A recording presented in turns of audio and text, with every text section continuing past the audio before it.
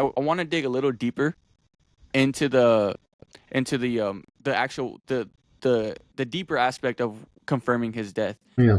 The Cardinal Camerlengo of the church officially confirms the Pope's death. This is done in the presence of quite a few people, actually. It's like the master of papal liturgical celebrations, the cleric prelates of the Apostolic Camera, and the secretary and chancellor of the same, who draws up the official death certificate, actually. And then the Camerlengo also places the seals on the Pope's study and bedroom, and then he will also notify the Cardinal Vicar of Rome and the Cardinal Archpriest of St. Peter's Basilica to prepare to get ready for the funeral and viewing of the Pope.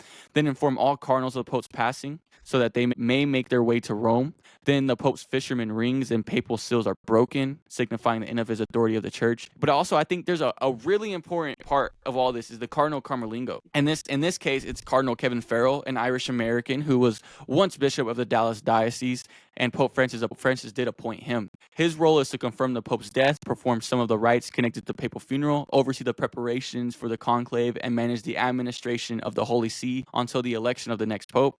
They used to confirm death by lightly striking the Pope's forehead with a silver hammer, while saying the deceased Pope's baptismal name 3 times, which in this case would be George Bogog. And however, this practice ended in 1939 with Pius XI.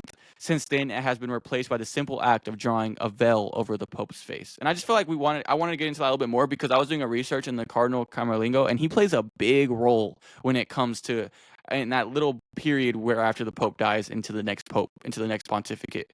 Yeah. Um, and then immediately after this, we go into sede vacante, which is the vacant see, the vacant chair of St. Peter, which I alluded to earlier at the beginning of the podcast. This begins immediately after a pope passes or resigns, and we have to put resigns down because Pope Benedict did resign, and then the chair of St. Peter is empty. The Camerlengo is appointed, which is Cardinal Kevin Farrell, will handle all the church's administrative and daily operations until a new pope is elected. Then he will oversee the upcoming conclave.